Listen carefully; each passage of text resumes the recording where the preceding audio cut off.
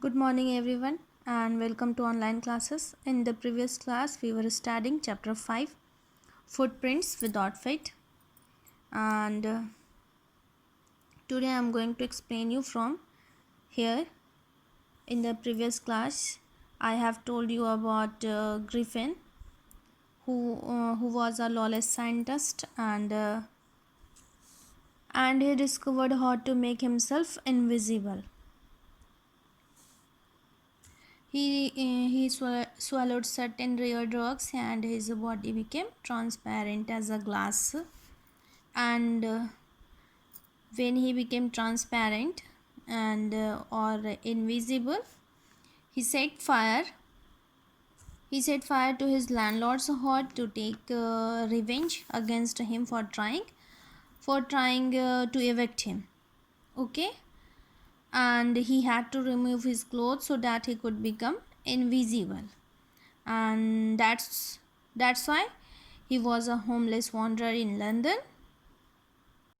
तो अब तक हम लोगों ने देखा कि ग्रिफिन जो एक साइंटिस्ट है, जो एक लॉलेस पर्सन भी है, और वो डिस्कवर करते हैं कि किस तरह से वो खुद को इनविजिबल कर सकता है। और इसी वजह से उसने क्या किया था, कुछ ड्रग्स जो है वो उसने खुद ही ले लिया था, खुद पी लिया था, और जिसकी वजह से वो इनविजिबल हो जाता है। और क्योंकि वो क्या रहता है, एक लॉलेस पर्सन रहता है, वो इस वजह से उसके जो लैंडलॉर्ड रहते हैं वो उसे पसंद नहीं करते हैं, वो उसे निकालना चाहते हैं अपने घर से। तो उनसे रिवेंज लेने के लिए उसने क्या किया था, he set fire to his landlord's house. ठीक है, उसने क्या किया था, उसके जो लैंडलॉर्ड के घर था उसमें उसने आग लगा दिया था। किस वजह से, टू टेक रिवेंज, यानी कि रिवेंज लेने की वजह से उसने क्या किया, उसे उसके घर को आग लगा दिया था और फिर वो वहाँ से भाग गया था। और उसका रीज़न क्या था कि क्यों भाग गया था, ताकि कोई भी उसे देखे नहीं, पकड़ नहीं पाए। इसलिए उसने क्या किया, अपना सारा क्लोथ्स जो था, जो उसने पहना हुआ था, वो उसे रिमूव कर देता है। और इस वजह से अब वो बिना कपड़ों के और बिना पैसों के, क्योंकि कपड़ा तो है ही नहीं तो पैसा कहाँ से लेके भागेगा, तो बिना कपड़ों और पैसों के वो लंदन में घूम रहा था।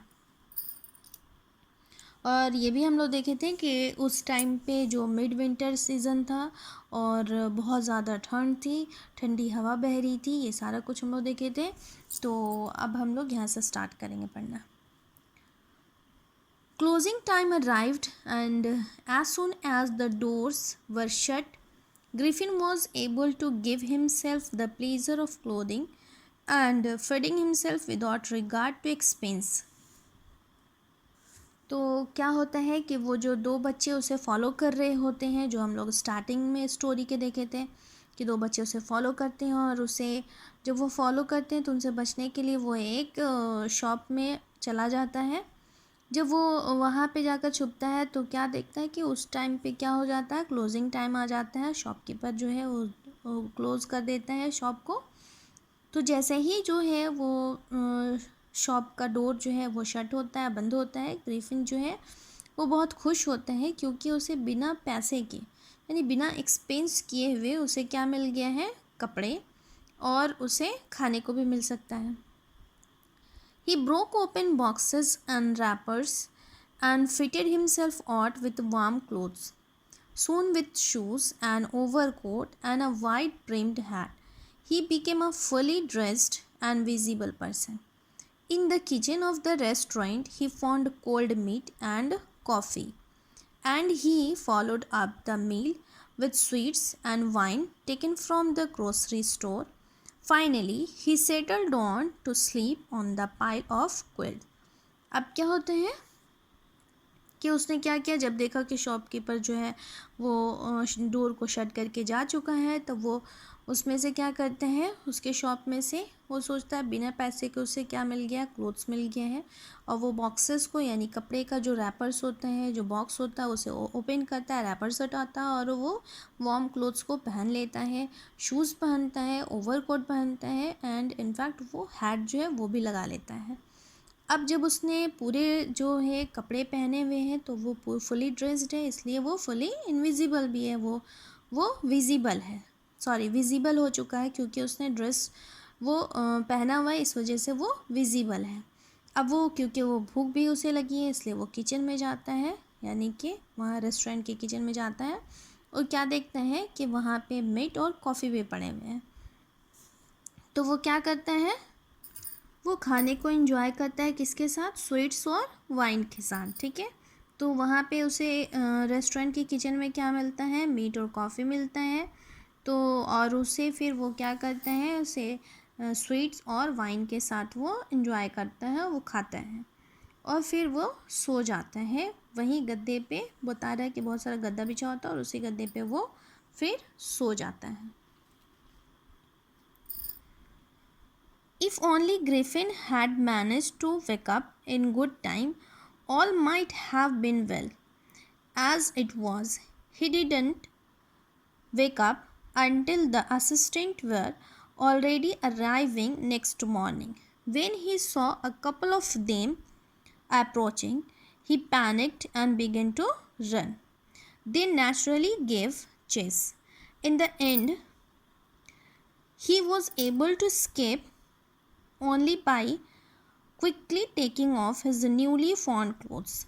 So, once more he found himself invisible but naked in the chill January air. अब ग्रिफिन जो है वो उस गद्दे पे जब सोया हुआ था तो वो आसानी से उठ करके वहाँ से जा सकता था, बट बता रहे हैं कि वो क्या होता है कि वो मैनेज कर सकता था, वो भाग सकता था, बट उसकी आँख नहीं खुलती है, वो जाग नहीं पाता है। कि दूसरे दिन क्या होता है कि वो जो शॉपकीपर जो रहता है उसका जो असिस्टेंट रहता है वो आकर के शॉप को ओपन करता है और क्या देखता है कि वहाँ पे ग्रिफिन जो है वो पड़ा हुआ है। तो उसकी आँख खुलती ही नहीं है, ग्रिफिन जो है वहाँ पे सोया ही रहता है।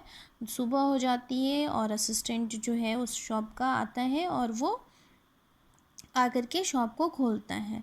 और जब वो देखता है कि उसे और ग्रिफिन देखता है कि दो जो असिस्टेंट रहते हैं वो उसके यानी पास आ रहे हैं, तो वो उसे डर से वो क्या करता है, वो वहाँ से भागने लगता है।